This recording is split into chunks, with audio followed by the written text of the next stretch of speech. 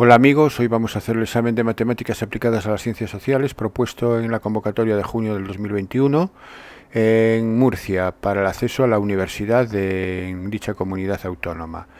Vamos con el ejercicio número 1, que nos da un sistema de tres ecuaciones lineales con tres incógnitas y nos pide que discutamos el sistema lineal en función de los valores del parámetro a y que lo resolvamos para el caso a igual a 1.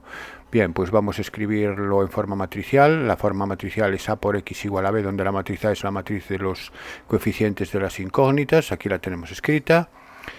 La x es la matriz columna de las incógnitas y b es la matriz columna de los términos independientes, que es en nuestro caso 5, 0a. Vamos entonces a escribir la matriz ampliada y aplicar el método de Gauss. Recordar que el método de Gauss consiste en hacer ceros, el mayor número de ceros posibles, por debajo de la diagonal, o dicho de otra forma, procurar hacer el mayor número de ceros posibles en la última fila. Entonces lo que vamos a hacer es lo siguiente: como en la última, por debajo de la diagonal tengo la a que está debajo del 1, vamos entonces a hacer ese 0 ahí. Aquí ya tengo un 0, ya me queda, eso es un trabajo que me ahorro, pero aquí hay un a que voy a hacer un 0 ahí en ese a. Para ello lo que hago es a la fila segunda le voy a restar la primera multiplicado por a. Si a la fila segunda le resto la primera multiplicado por a, me quedaría a. Me quedaría esta matriz que se obtiene haciendo fila segunda menos a por la primera, es decir, a menos a, 0. 0 menos 3a, menos 3a. 2 menos a, 2 menos a, y 0 menos 5a, menos 5a. La fila tercera no se toca, de momento queda como está, no la he modificado. Bien, y a continuación lo que voy a hacer es un 0 donde está esta a. Para hacer un 0 donde está esta, lo que voy a hacer es multiplicar por 3 la fila tercera y se la sumo a la segunda. De esa manera me va a quedar 3a menos 3a y se anula, ¿no? Entonces me va a quedar la siguiente. Me va a quedar la siguiente matriz. 0, 3 por 0 más 0, esto está claro que 0. No, esto no se puede deshacer, ya lo tengo. Entonces ahora aquí, 3 por a menos 3a, 0. 3 por menos 1, menos 3 más 2 menos a, menos 3 más 2 menos 1 menos a es lo que me queda. Y 3 por f sub 3, aquí es 3 por a, más, o sea, en este caso, menos 5a, 3a menos 5a menos 2a.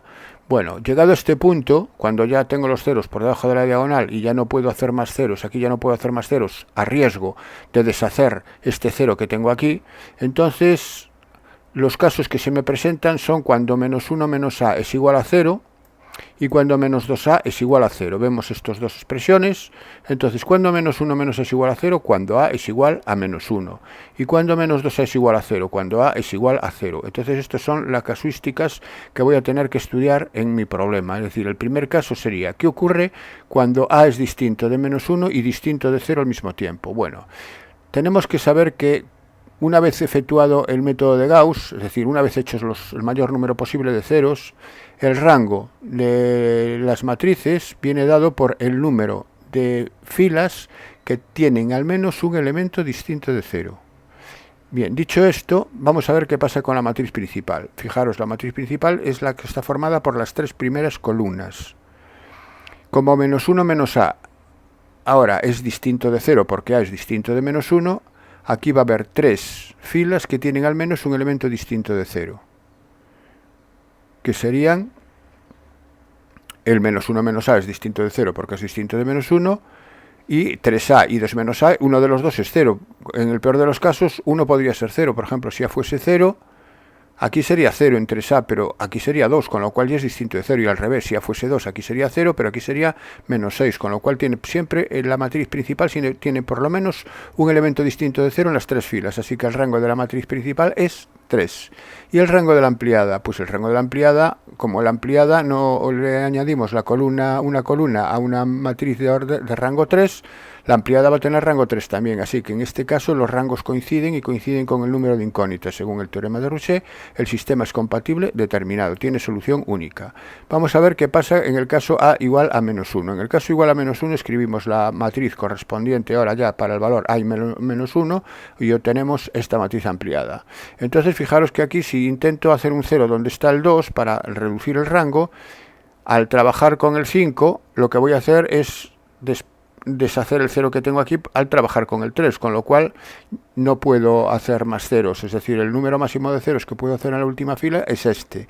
Y ahora observando vemos cuál es el rango de la matriz principal de A. El rango de A es el número de filas que tiene al menos un elemento distinto de 0. Entonces tengo dos filas con esas características, porque la tercera fila de A son todos ceros. La tercera fila de la matriz A, que es la formada por las tres primeras columnas. Entonces el rango de la matriz principal o rango de A va a ser 2. Y el rango de la ampliada va a ser 3, porque tengo tres filas con al menos un elemento distinto de 0. Está este 2 aquí, que me genera la tercera fila distinta de 0 también. Así que el rango de A va a ser 2 y el rango de la ampliada va a ser 3. Con lo cual el sistema es incompatible porque los rangos son distintos. ¿Y qué pasa en el caso A igual a 0? En el caso A igual a 0, sustituimos A por 0 en la expresión última que hemos obtenido aquí en Gauss y obtenemos esta matriz. Pero aquí fijaros que aquí lo que sí puedo hacer un 0 en el menos 1, porque si multiplico por 2 y se lo sumo a la segunda, todos los demás ceros se conservan y genero un 0 en el menos 1. Es decir, que haciendo F3 por 2 más F2, aquí está, 2 por F3 más F2, voy a obtener esta matriz, porque aquí me queda 0 menos 0, 0, 0 y menos 1 por 2, menos 2 más 2, 0 y 0, 0. Entonces, ¿cuál es el rango de la matriz principal ahora? El rango de la matriz principal es 2, porque la tenemos aquí estas dos filas que tienen al menos un elemento distinto de 0. Y el rango de la ampliada también es 2, porque la última fila de la ampliada esté todos ceros. Así que si los rangos coinciden y es menor que el número de incógnitas, el sistema es compatible indeterminado, con un grado de libertad. Bueno, pues entonces ya queda discutido el sistema. Me queda por último resolverlo para A igual a 1. El caso A igual a 1, estamos en el primer caso, estamos en el caso compatible determinado. Bueno, pues para el caso A igual a 1 lo que voy a hacer es sustituir por 1 la matriz que he obtenido por Gauss, la matriz genérica que he obtenido en función de A, y sustituyo por 1 obteniendo esta matriz. Esta matriz que ¿con qué ecuaciones se corresponden estas filas? Pues fijaros que la última fila se corresponde con la ecuación menos 2z igual a menos 2 y menos 2z igual a menos 2, que es esta fila. La segunda se corresponde con la ecuación menos 3y más z igual a menos 5 y la tercera con la x más 3y más z igual a 5. Entonces van escalonadas de forma que empiezo a despejar z en la última y z es 1. Z es menos 2 entre menos 2, que es 1. Voy subiendo, sustituyo z por 1 y queda este 1, pasa restando a la derecha y queda menos 6, queda menos 3y igual a menos 6. Si menos 3y es igual a menos 6, y es igual a 2. Y luego subo a la primera ecuación, sustituyo y por 2 y z por 1 y queda 3 por 2, 6 más 1, 7, 5, el 7 pasa restando al 5, 5 menos 7, menos 2. Es decir, que quedaría que x es igual a menos 2. Y ya tengo la solución o la resolución del sistema para el caso A igual a 1. Bien, pasamos a la cuestión segunda, que me dicen en un terreno de la huerta de Beniel se quieren plantar dos tipos distintos de naranjos, A y B. No se puede cultivar más de 8 hectáreas con naranjas del tipo A, ni más de 10 hectáreas con naranjos de tipo B. Entonces ya me dan unas restricciones. Cada hectárea de naranjos de tipo A necesita 4 metros de agua anuales y cada una de tipo B 3 metros cúbicos. Se dispone anualmente de 45 metros cúbicos. Cada hectárea de tipo A requiere una inversión de 500 euros y cada una de tipo B 225 euros. Se dispone en total de 4.575 euros para realizar la inversión. Y si cada hectárea de naranjos de tipo A y B producen respectivamente 500 y 300 kilos anuales de naranjas, calcular las hectáreas de cada tipo de naranja que se deben plantar para maximizar la producción de naranjas. Bueno, esto es un problema de programación lineal, donde lo primero que tenemos que determinar son quiénes son los incógnitas con las que voy a trabajar. ¿Qué es lo que me está pidiendo el problema? El problema me está pidiendo en el apartado A que calcule las hectáreas de cada tipo de naranjo. Así que le voy a llamar X, número de hectáreas de naranjas tipo A, y número de hectáreas de naranjos tipo B. Bien, una vez determinadas las incógnitas, voy a escribir en forma algebraica las restricciones que me impone el ejercicio. La primera restricción me dice que no se pueden cultivar más de 8 hectáreas de naranjos tipo A. Entonces, X tiene que ser menor o igual que 8. Porque si no se pueden cultivar más, X menor o igual que 8. Siempre que tengáis dudas en el meterle igual o no meterle igual, os insisto, que en los problemas de programación lineal siempre las restricciones tienen el igual. Siempre es menor o igual o mayor o igual, siempre. Bien, repito, os continúo, mejor dicho. Me dice que tampoco puedo cultivar más de 10 hectáreas de tipo B, así que I tiene que ser menor o igual que 10. La restricción X menor o igual que 8, voy a dibujar la recta X igual a 8. La recta X igual a 8 es la recta vertical pasando por 8. Estos son los puntos que verifican la igualdad. ¿Qué puntos verifican la desigualdad? ¿Qué puntos verifican que X es menor que 8? ¿Los que están en el semiplano de la izquierda o los que están en el semiplano de la derecha? Pues obviamente son los que están en el semiplano de la izquierda, porque son los X menores que 8. Son X2, X4, X6, etc. Entonces, esos son los planos que verifican, los puntos, perdón, que verifican la desigualdad. Vamos con la siguiente, que era Y menor o igual que 10. Y menor o igual que 10, pues voy a dibujar la recta Y igual a 10. La recta igual a 10 ahora es una recta horizontal que pasa por 10. Todos los puntos que están sobre esta recta tienen de ordenada Y igual a 10. ¿Y cuáles son los puntos que tienen de ordenada menor que 10? Pues los que tienen de ordenada menor que 10 son los que están por debajo de la recta, porque son los que tienen de ordenada 0, 2, 4, 6, 8, etcétera, ¿no? Entonces son los que están por debajo. Entonces, de momento, ¿dónde se están solapando estas dos desigualdades? En los puntos que están por debajo de la recta azul y los puntos que están a la izquierda de la recta verde. Entonces me queda esta zona que estoy marcando aquí. Bien, la tercera desigualdad es, vamos a hacerlo por el agua de la que dispongo. Dispongo como máximo de 45 metros cúbicos y sé que las hectáreas de naranjo tipo A necesitan 4 metros cúbicos de agua, entonces en total necesitaré 4 por X. Y las de B 3 metros cúbicos, es decir, que necesitaré 3 por Y, así que 4X más 3 por Y tiene que ser menor o igual que los 45 metros cúbicos de los que dispongo anualmente. Dibujo la recta 4x más 3y igual a 45. Bien, el dibujo de las rectas no me paro a explicarla, es dar valores. Si le dais valores a x, veis qué valores toma y, etcétera. Bueno, dibujo esta recta en color rojo y veo ahora dónde están los puntos que satisfacen la desigualdad. Pues para ello lo que hago, los puntos van a estar o a un lado de la recta o al otro. Entonces cojo al lado izquierdo de la recta, a este lado, que está el 0, 0, que es muy fácil de sustituir. Sustituyo el 0, 0 en la desigualdad y me queda 0 más 0 menor o igual que 45. ¿0 es menor o igual que 45? Sí. Conclusión, si es afirmativo, los puntos son los que están a la izquierda de la recta roja, solapándose con los que ya tenía antes. Ahora se van acotando con este segmento, son los que tenía antes, descartando este triángulo que queda aquí, que queda fuera, ¿no? por la desigualdad que me determina esta inecuación. Bueno, y ahora tenemos ya tenemos el agua, y creo que no tenemos más.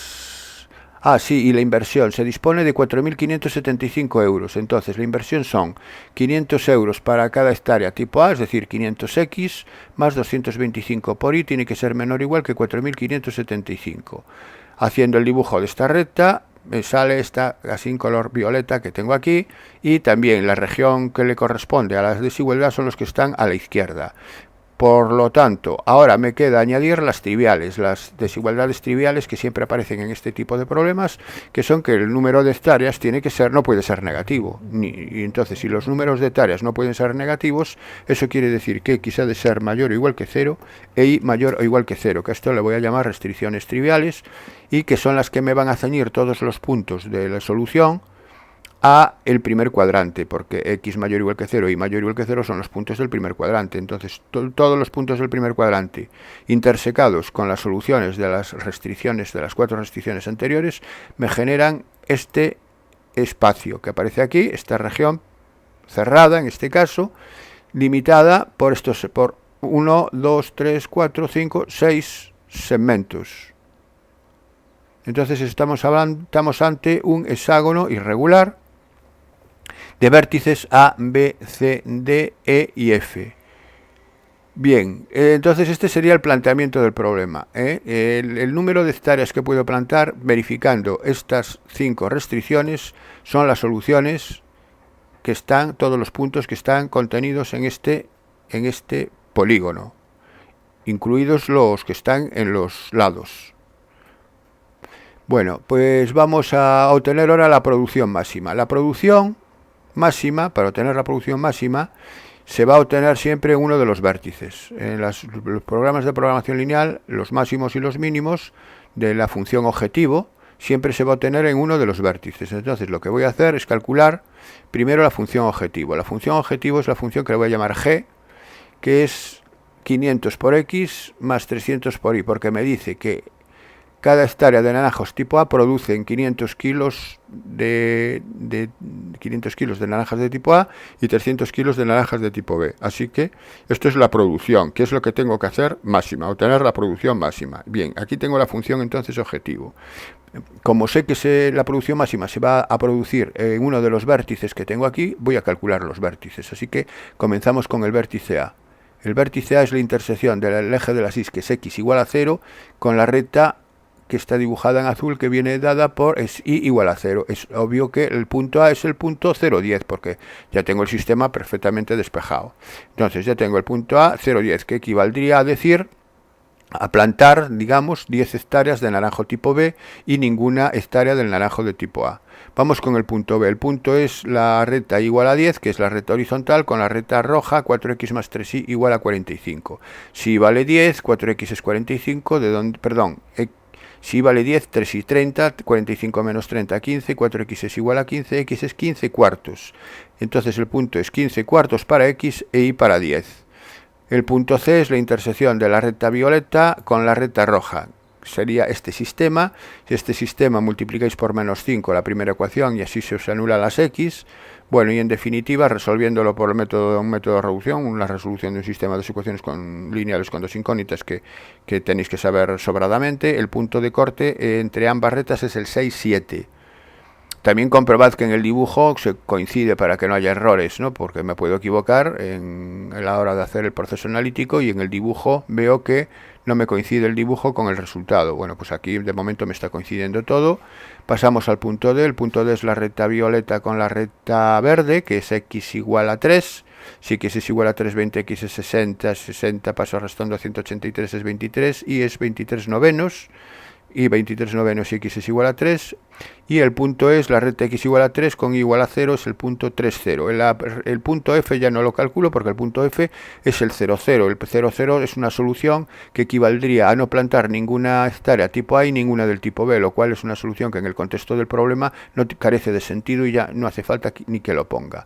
Bueno, pues yo sé que la solución de la producción óptima va a estar en uno de estos puntos, así que voy a ver en cuál de ellos está. Para ello voy a sustituir G. En G voy a evaluar el punto A, B, C, D y E. Empezamos a evaluar el punto A, es sustituir x por 0 e y por 10. Si sustituyo x por 0 y por 10 en la función objetivo, me queda 300 por 10, que es 3.000 kilos. Recordar que G equivale a la producción en kilos, 3.000 kilos en el supuesto A. En el supuesto B, pues lo mismo, sustituyo ahora la x por 15 cuartos y la y por 10, obteniendo 4.875 kilos. Esto coger la calculadora y comprobarlo, que no me he equivocado. Evalúo la función objetivo en el punto C, sustituyo x por 6 e y por 7, obteniendo 5.100 kilos. O sustituyo por D y obtengo 2.266,6 y por último sustituyo por E y obtengo 1.500 kilos. Repito que por F, si lo sustituyo me va a dar 0. Eso sería la producción mínima en todo caso, y a mí lo que me piden es la producción máxima. Entonces, ¿dónde se produce la producción máxima? Se produce para el caso 5.100, aquí cuando se producen 5.100 kilos, entonces esa sería la solución. ¿Y en qué valores de x y de y? Pues en 6 y en 7. Conclusión, tengo que plantar 6 hectáreas de naranjos tipo A y 7 hectáreas de naranjas tipo B para obtener una producción máxima de 5.100 kilos. Pasamos a la cuestión tercera, que me dice que el coste de producción de X unidades de un determinado producto viene dado por la función, aquí me aparece el coste, y su precio de venta es 50 menos X a la cuarta euros. Hallar el número de unidades que deben venderse diariamente para que el beneficio sea máximo. Bueno, aquí tenemos la función coste y el precio de la unidad. Lo que tenemos que ver es definir la función beneficio. Bueno, el beneficio son los ingresos por venta menos los costes de fabricación. Y los ingresos por venta son las unidades que se venden, que serían X, por el precio en euros, es decir, sería 50 menos X cuartos por X. Esto sería los ingresos por venta, menos, y el coste, pues aquí me lo dicen, es la expresión que me dan en el enunciado del problema. Bien, haciendo estas operaciones, multiplicando por X este paréntesis y sumando con lo que tengo a la derecha, me va a dar, ya eliminando paréntesis, me va a dar esta expresión que es la función beneficio. Bueno, esto ya es haciendo operaciones. Aquí lo importante es darse cuenta de que los beneficios son los ingresos menos los costes. ¿Quiénes son los ingresos y quiénes son los costes? Restarlo y obtenemos este polinomio. Y para ver dónde el beneficio es máximo, es ver dónde esta función b obtiene un máximo. Donde se encuentra un máximo esta función, en la derivada tiene que ser 0. Así que voy a derivar la función, y la derivada de la función es menos 2x entre 2, que es menos x, más la derivada de 15x, que es 15. ¿Dónde se anula la derivada? La derivada se anula en x igual a 15. Entonces, en x igual a 15 hay un punto crítico que vamos a ver que efectivamente es un máximo. Para ver que es un máximo, utilizo el criterio de la segunda derivada, que me dice que si en un punto donde la derivada se anula, la segunda derivada es negativa, la función es un máximo. Si es positiva, la segunda derivada es positiva, la función es un mínimo. Así que calculo la segunda derivada es 1 para todo x, y es siempre negativa, porque no depende de x. En particular para 15 también es negativa.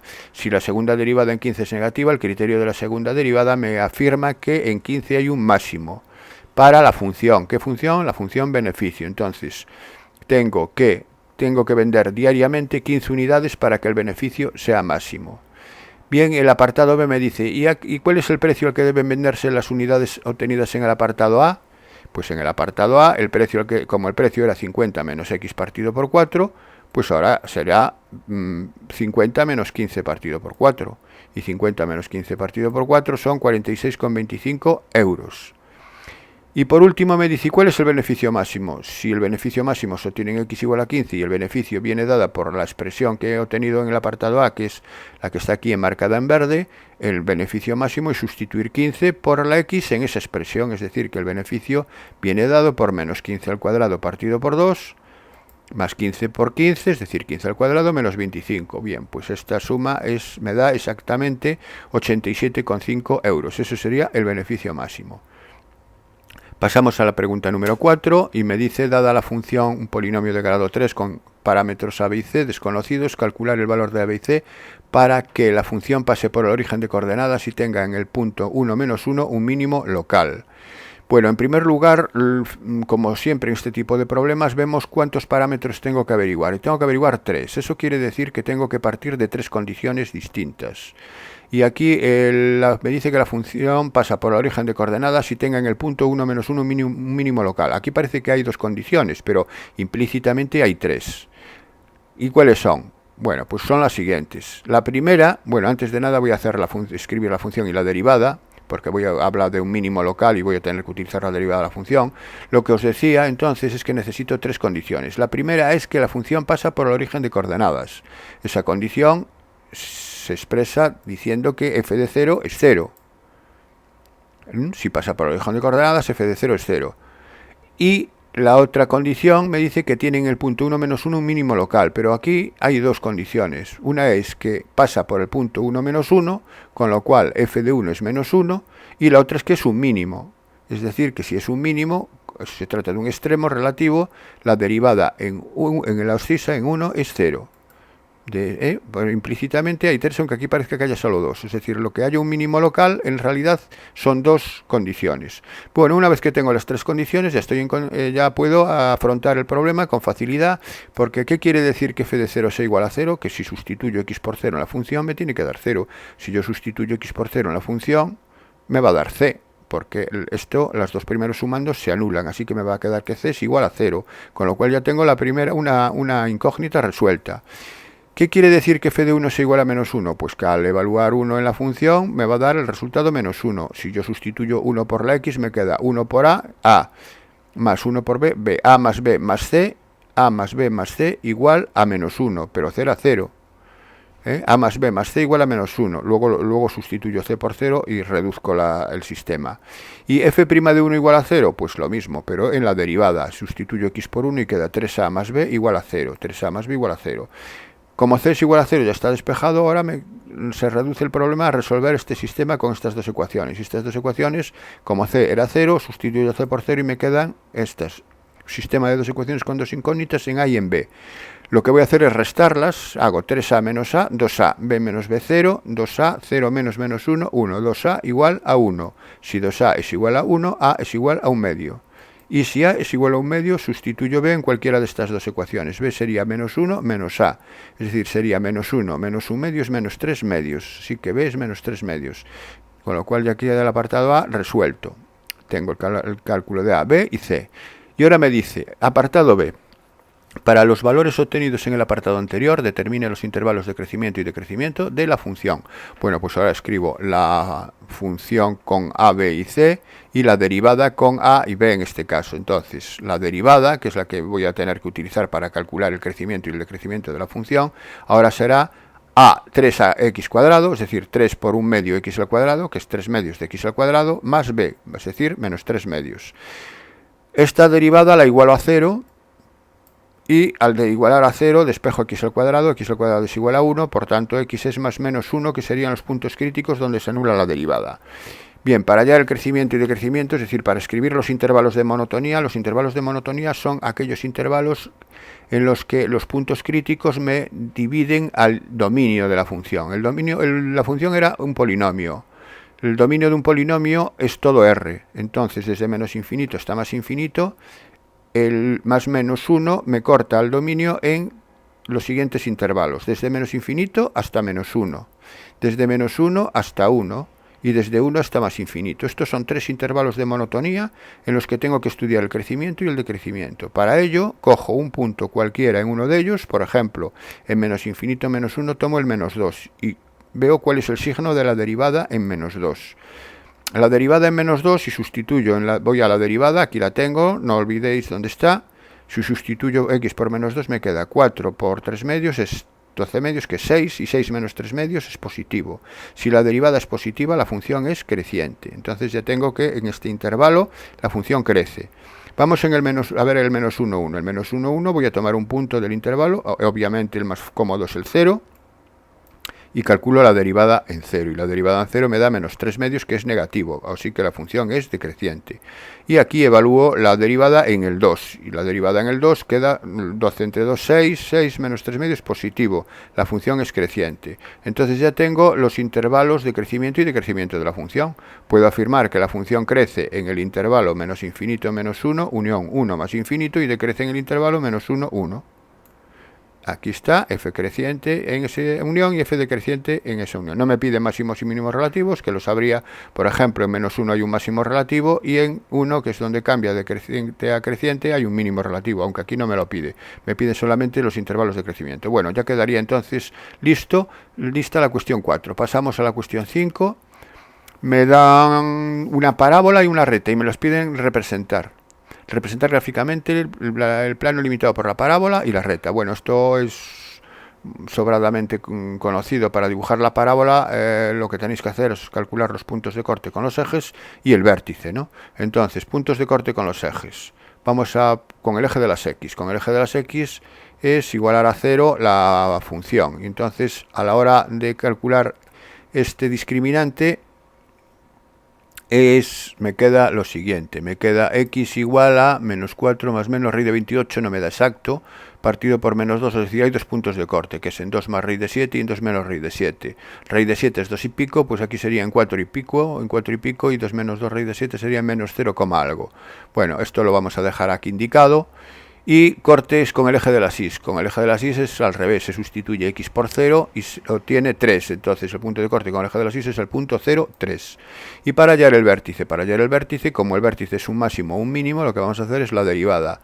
La derivada es 2x menos 2x más 4, que se anula para x igual a 2. Ahí es donde va a estar el vértice, en x igual a 2.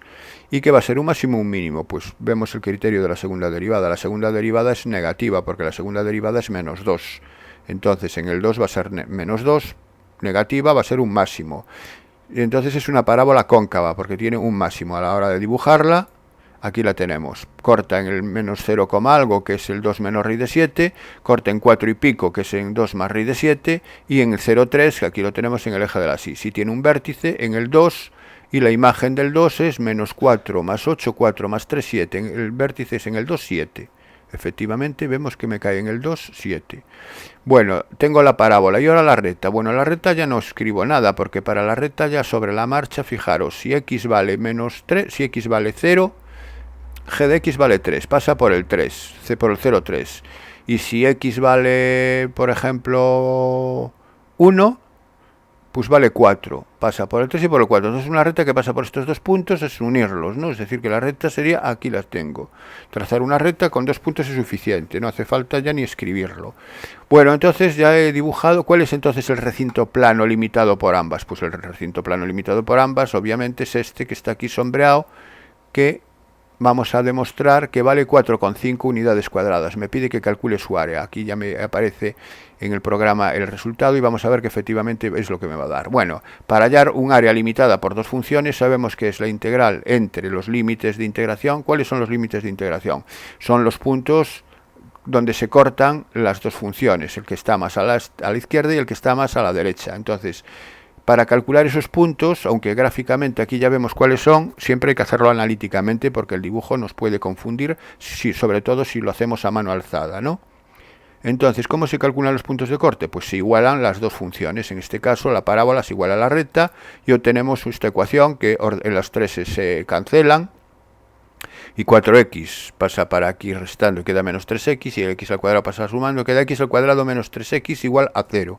Esta ecuación se transforma en esta y sacamos factor común a x, que multiplica x menos 3, y las soluciones son 0 y 3. Entonces ya sabemos que aquí se corta en x igual a 0 y para aquí el punto de corte, la abscisa, es x igual a 3. Bueno, pues entonces el área buscada es la integral desde 0 hasta 3 de la función que está por encima, que es la parábola, menos x al cuadrado más 4x más 3, menos la que está por debajo, que es la recta. Al restar 3 más x, me cambia todo de signo, de ahí que ponga menos 3 menos x. Hago esta operación, es decir, los 3 se anulan, 4x menos x es 3x y queda la integral de menos x al cuadrado más 3x. Hago la primitiva de menos x al cuadrado más 3x sin la constante, que es menos x al cubo partido por 3 más 3x al cuadrado partido por 2, entre los límites de integración 0 y 3. Aplico la regla de Barrow, que es sustituir la x por 3 y luego menos sustituir la x por 0, y al sustituir la x por 3 me queda menos 27 tercios, que es menos 9, más 27 medios, menos, y al sustituir por 0 todo esto me da 0. Y finalmente me queda 27 medios menos 9. Bueno, pues 27 medios menos 9 es 9 medios. Y 9 medios es 4,5 unidades cuadradas, donde una unidad cuadrada es la superficie de este cuadrado que aparece aquí, 1 por 1. Quiere decir que aquí dentro se contienen exactamente 4 cuadrados de estos y medio. Bien, pasamos a la pregunta número 6. Dada la función, me dan un cociente de dos polinomios. Hallar la ecuación de la recta tangente a la gráfica de la función en el punto x igual a 0. Bueno, recordar que la recta tangente a la gráfica de una función en un punto viene dado por la expresión punto pendiente siguientes: y menos la imagen de la función en el punto, es decir, y menos f de 0, igual a la pendiente de la recta, que es la derivada en el punto, que es f' en el punto, en este caso en 0, por x menos x sub 0, que en este caso es x menos 0. Entonces hay que hallar la imagen en el 0 y la derivada en el 0. Para ello necesito f de x, que ya lo tengo aquí, y necesito la derivada de f. Y la derivada de f es la derivada del numerador, 2, por el denominador sin derivar, que es x al cuadrado más 1, menos la derivada del denominador, que es 2x, por el numerador sin derivar, que es 2x, partido por el denominador al cuadrado. Haciendo operaciones aquí, queda 2x al cuadrado menos 4x al cuadrado es menos 2x al cuadrado, menos 2x al cuadrado, 2 por 1 más 2, partido por x más 2 al cuadrado. Bueno, pues entonces hay que, como queremos calcular la derivada en 0, sustituyo x por 0, y al sustituir x por 0 me queda 2 en el numerador. F de 0, la imagen del 0, aquí lo tengo, es 0. 2 por 0, 0 entre 1, 0. Y la derivada en 2, lo que estaba haciendo es 0 más 2, 2. Y aquí 0 más 2 al cuadrado es 2 al cuadrado, que es 4. 2 cuartos. 2 cuartos simplificado, 1 medio. Así que ya tengo todo para escribir la ecuación de la recta tangente. Sería y menos 0 igual a 1 medio por x menos 0. Ahora, y menos 0 es y, y un medio por x menos 0 es un medio de x. Entonces la recta de forma explícita es y igual a un medio de x. Queda resuelto el apartado A. Vamos con el apartado B, que me piden calcular la integral indefinida de 2x partido por x al cuadrado más 1. Bueno, esta integral es inmediata. Observar que la derivada del denominador es el numerador. Cuando eso ocurre, la integral es el logaritmo del denominador. Entonces esto es el logaritmo de x al cuadrado más 1. Comprobadlo. Mirad cómo se comprueba una integral indefinida. Derivando el resultado me tiene que dar la función integrando. Si yo derivo el logaritmo de x al cuadrado más 1, queda 1 partido por x al cuadrado más 1 por la derivada de x al cuadrado más 1, que es 2x. Entonces le pongo la constante y ya está. Si no veis, también sale muy rapidito, haciendo cambio de variable, x al cuadrado más 1 igual a t. Si le llamáis x al cuadrado más 1 igual a t, os queda finalmente la integral de 1 partido por t, que es el logaritmo de t, que eso ya lo tenéis que saber, y entonces al deshacer la variable os va a quedar esto. O sea que esto no tiene mayor explicación. Y por último vamos a calcular la integral definida de esa misma función. La integral definida es, como ya tengo la primitiva, el conjunto de primitivas aquí obtenido, es coger la primitiva sin la c, es decir, el logaritmo de x al cuadrado más 1, y sustituirlo en los límites de integración 1, 2. Fijaros que aquí el logaritmo no lo tomo en valor absoluto. ¿Por qué? No lo tomo en valor absoluto porque x al cuadrado más 1 siempre es positivo, entonces no tengo necesidad de tomarlo en valor absoluto. Bueno, dicho esto, aquí sustituyo ahora, aplicando la regla de Barrow, sustituyo el x por 2 y queda el logaritmo neperiano de 2 al cuadrado más 1, que es el logaritmo neperiano de 5, menos el logaritmo neperiano de 1 al cuadrado más 1, es decir, menos el logaritmo neperiano de 2. Aquí no me queda más remedio que recurrir a la calculadora para saber cuánto vale uno y otro. Si queréis, incluso podéis aplicar la propiedad del logaritmo, de que el logaritmo de un cociente es la diferencia de los logaritmos, y esto es el logaritmo de 5 medios, que es el logaritmo de 2,5. Logaritmo de 5 medios, aquí estoy aplicando esa propiedad, y es 0,9162. Si no lo hacéis por separado y restáis, y os tiene que dar este valor. Bueno, pues para que veáis que la diferencia entre una integral indefinida es una función y una integral definida es un número, un valor numérico.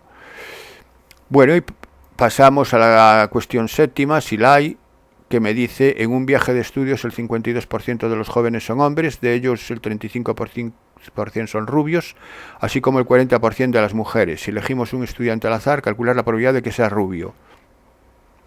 Bueno, aquí se están estudiando dos variables, la variable hombre-mujer y la variable ser rubio o no ser rubio. Entonces son variables compatibles, con lo cual podemos hacerlo por un diagrama de árbol y elegimos como vamos a elegir uno solo, utilizamos el árbol. Si elegimos un estudiante al azar, puede ser hombre o puede ser mujer. ¿Cuál es la probabilidad de ser hombre? Me dice que es el 52%, es decir, 0,52. Y de ser mujer, pues sería la diferencia a 1, sería 0,48, ¿no? Para que sumen 1. Bien, una vez que tengo elegido el sexo, vamos a ver dentro de los hombres si son rubios o no son rubios. Así que vamos a llamarle rubio y no rubio a RC, contrario de R, el contrario de rubio. Y lo mismo con las mujeres, puede ser rubia o puede ser no rubia. ¿Qué me dice aquí? Me dice que de ellos, de los hombres, el 35% son rubios. Es decir, de los hombres que ya estoy aquí, esta rama son el 35%, es decir, 0,35. Y así como el 40% de las mujeres. Es decir, en las mujeres esta rama, el 40%, 0,4. Bien, una vez que tenemos eso, me pide calcular la probabilidad de que, elegido al azar un estudiante, sea rubio. Bueno, puedo completar el árbol. Aquí es 0,65 de los no rubios para que me sumen 1 y aquí sería 0,6 para que me sume 1. Bueno, pues dicho esto, apartado A, calcular la probabilidad de que sea rubio. La probabilidad de que sea rubio es la probabilidad del suceso R, que puede ser R siendo hombre o puede ser rubio siendo mujer, con lo cual si es siendo hombre sería 0,52 por 0,35 para hombre, más 0,48 por 0,4 para mujer. Bien, pues haciendo esta suma me va a dar 0,374. Y el apartado B me dice, sabiendo que no es rubio, es decir, me están dando una condición previa, ¿cuál es la probabilidad de que sea mujer? Vale, la pregunta es, ¿cuál es la probabilidad de que sea mujer? Probabilidad de M, pero condicionado a que no es rubio, condicionado al contrario de R.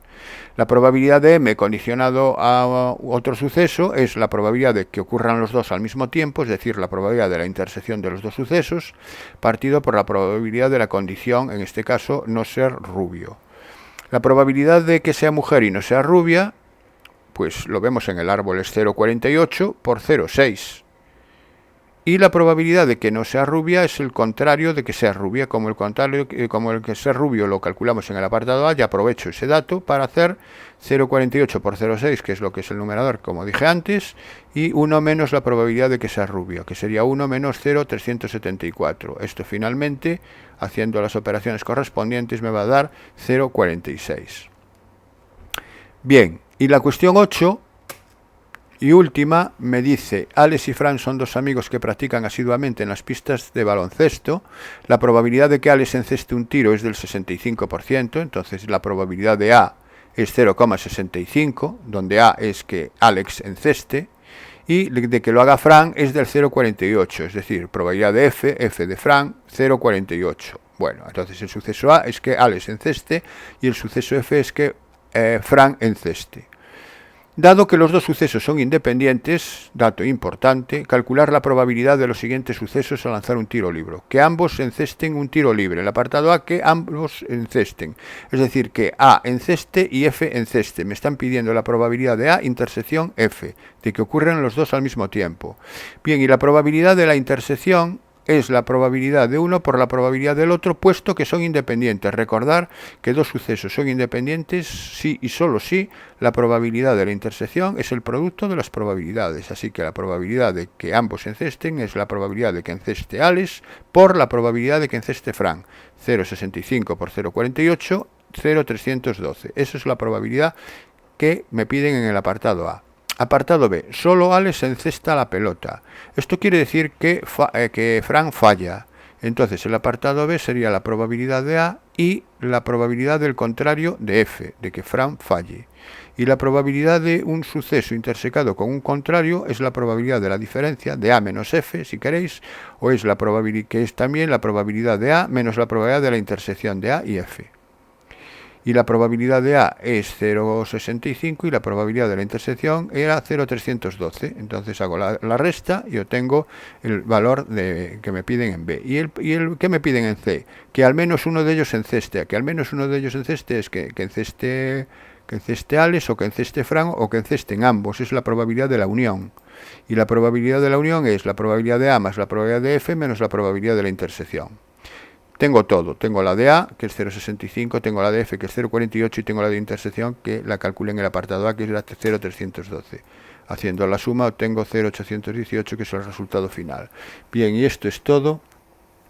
Aquí acaba la propuesta de Murcia del 2021 y espero que os haya servido de ayuda. Recordad que vuestro profesor es el que tiene siempre la última palabra.